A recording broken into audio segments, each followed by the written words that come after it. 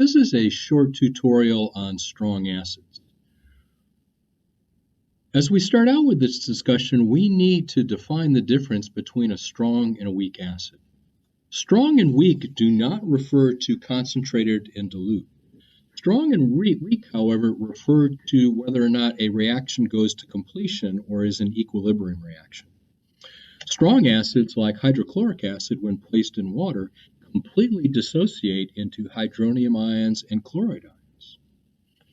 On the other hand, weak acids like acetic acid, which we find in our kitchen as vinegar, do not completely dissociate. They only partially dissociate and set up an equilibrium between unionized acetic acid and hydronium ion and acetate ion.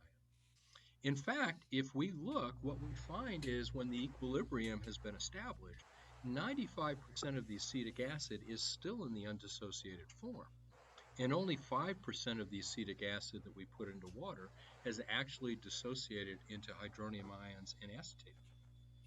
Many biological molecules are either weak acids or weak bases. Molecules like amino acid have both a weak acid and a weak base functional group in the same molecule. Fatty acids that we find in our diet are used either for metabolism or in some cases to build structures like cell membranes. Ascorbic acid, which we know as vitamin C, is a weak acid. Salicylic acid is the primary component in aspirin that we find in our medicine cabinets. Well, if we take a look at a list of acid and acid strengths, where Ka, the acid dissociation constant, is a measure of acid strength, what we find is in the upper part of this table, we have a small number of extremely strong acids. Remembering that Ka is the dissociated product over the undissociated reactant, we see a small number of acids where the dissociation level is extremely high. We need to keep in mind when we're looking at these numbers that we have measured them in aqueous solution. As soon as we use a solvent other than water, these numbers will change. So these strong acids then are defined based on the level of dissociation. When we're discussing strong acids, almost always the first ones we look at are referred to as binary acids. We've got symbolized by HX here, where X is the other atom that's associated with the hydrogen. What we find is the larger the size of X, the stronger the acid. So for instance, hydroiodic acid is a much stronger acid than hydrofluoric acid. If we take a look at an image showing the relative sizes of the individual atoms in these acids, what we see is the iodine atom is much larger than the fluorine atom. Well, what law is going to govern the attraction between hydrogen and the halide that it's bonded with? Well, of course, that's Coulomb's law, which says the force of attraction is equal to 1 over a constant, which is 4 times pi times epsilon, which is the permittivity of space, times the relative charges on hydrogen and our halide divided by the distance between the two nuclei squared.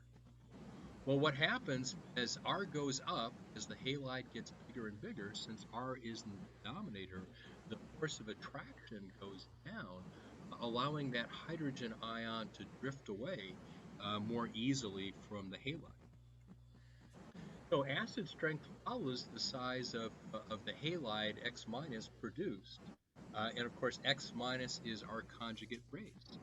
If we take a look at a acid strength series, we see that it's the inverse of the size, with the largest halide iodide being the strongest acid, Hi, followed by hydrogen bromide, hydrogen chloride, and then finally hydrofluoric acid. Both Hi, HBr, and HCl are classified as strong acids, whereas HF is actually a weak acid. Strong acids all appear to have the same strength when placed in water. The reason for this, as soon as they hit a water environment, they immediately dissociate and all produce exactly the same acid, which is hydronium ion. So as long as we're working in water, we can't tell the difference in strength between those acids.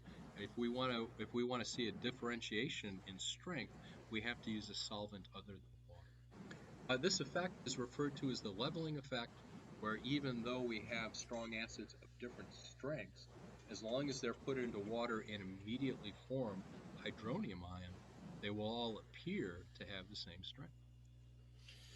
Another group of acids are referred to as oxyacids.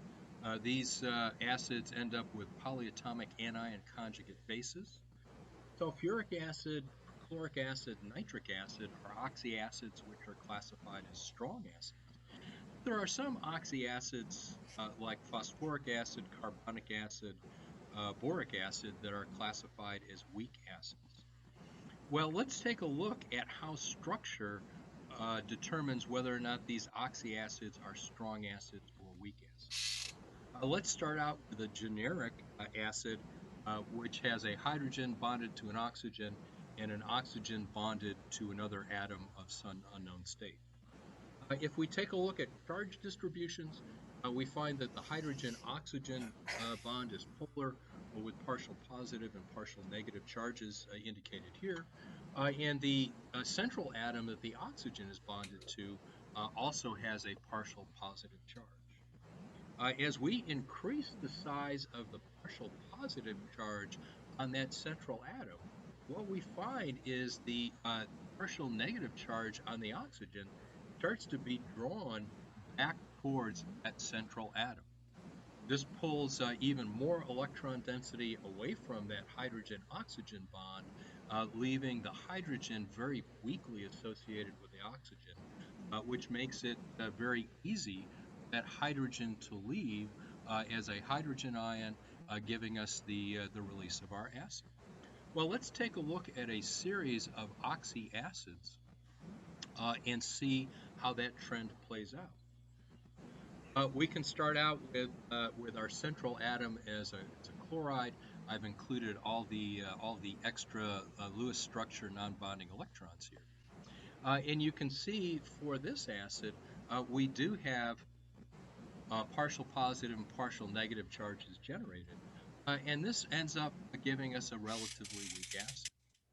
If we go ahead to the next acid in the series, where now we have two oxygens bonded to the chlorine, what we see is the partial positive charge on the chlorine atom has increased because we have another oxygen pulling electron density away from that chlorine. This results in electron density being pulled back towards the center of the molecule, making it easier for that hydrogen to leave. You can see the difference in corresponding Kas for our first weak acid, 2.9 times 10 to the minus 8, but our second weak acid, 1.1 times 10 to the minus 2, which makes HClO2 an acid that's 1,000,000 times stronger than the original. Still a weak acid, though. If we go ahead and add a third oxygen on that central chlorine, now we see that we've lowered the Ka to 1 times 10 to the plus 2 because we have further increased the partial positive charge on that chlorine, pulling even more electron density back from that oxygen towards the center of the molecule, making it even easier for that hydrogen ion to dissociate. Finally, this results in a strong acid where we have almost complete dissociation. And finally, we have chloric acid, one of the strongest acids available at 1 times 10 to the plus 8. We now have 4 oxygens around that center chlorine, producing a huge partial positive charge on the chlorine, again, pulling even more electron density away from that oxygen, making it easier for that hydrogen to dissociate in an acid-base reaction. If we take a look at the acid strengths, we see that the acids get stronger and stronger as we place more and more electron withdrawing oxygens around that central atom. We can see this trend reflected in many acids. If we take a look at sulfuric versus sulfurous, SO4 versus SO3, we find sulfuric acid is a much stronger acid. Phosphoric versus phosphorus, again, PO4 versus PO3, phosphoric acid, a much stronger acid. Nitric versus nitrous, and our basic organic acids, our carboxylic acids, where we have two oxygens on a carbon rather than one, again, much more acidic than the corresponding alcohol. We can also have polyprotic acids, which have more than one acidic proton. And what we find is each successive hydrogen ion is harder to pull off the molecule. We have successively smaller Kas as we start to pull more and more hydrogen ions off of the molecule. The increasing negative charge, as we start to pull off more than one hydrogen, pulls the next hydrogen that much tighter into the molecule. Well, what law would govern this behavior? Well, it would be Coulomb's law, which tells us the force of attraction between charged molecules is equal to 1 over a constant times the partial positive and negative charges on the attracting ions, divided by the distance between the center of the ions squared. As we start to pull off multiple hydrogen ions, what we find is the negative charge that remains on the molecule goes up, and as a result, the force of attraction between that negatively charged ion and the next hydrogen ion to try to come off becomes larger and larger. So if we take a look at sulfuric acid as a friend, we find that the first hydrogen ion coming off sulfuric acid is very acidic with a Ka of 1 times 10 to the 3. But once we have a negative charge on that molecule, trying to pull off that second hydrogen ion becomes more difficult, and the pKa for that second hydrogen ion, 1.2 times 10 to the minus 2. That makes that first hydrogen a strong acid, the second hydrogen coming off a weak acid. We see the same sort of behavior with phosphoric acid, which is triprotic. We have the ability to lose 3 hydrogen ions. The first one to come off the uncharged molecule, 7 times 10 to the minus 3. Once we have a negative 1 charge on the molecule, the next hydrogen is 5 orders of magnitude harder to get off the molecule, 6.3 times 10 to the minus 8. Now we have a minus 2 charge on the remaining molecule. That third hydrogen ion does not come off until 4.2 times 10 to the minus 13.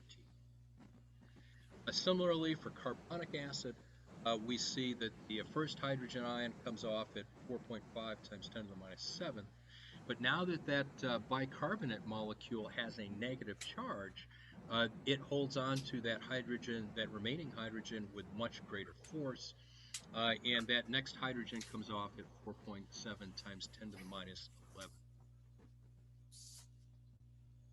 Finally, let's talk about acid-base chemistry and how acid-base reactions produce salts in neutralization reactions. Salts are formed by reacting strong acids and strong bases and end up giving us salts that have a neutral pH when dissolved in solution. So if I react, let's say, as sodium hydroxide, a strong base, with hydrochloric acid, a strong acid, my salt will be sodium chloride. And if I dissolve sodium chloride in a solution, I would expect the pH to be very near 7. On the other hand, if I have an acid-base reaction where either I'm using a weak acid or a weak base, what we end up with then is a salt that does have acid-base properties. So if I react potassium hydroxide, which is a strong base, with hydrofluoric acid, which is a weak acid, I end up with potassium fluoride as my salt. But if I take potassium fluoride, a salt, and dissolve it in water, I will end up with a solution that has a basic pH. Similarly, if I take sodium hydroxide, a strong base, and acetic acid, a weak acid, I will get sodium acetate. If I take the salt sodium acetate and dissolve it in solution, I will end up with a basic pH. Finally, if I take a weak base like ammonia and a strong acid like nitric acid and form the ammonium nitrate salt, I will find if I take that salt and dissolve it in solution, I will end up with an acidic solution.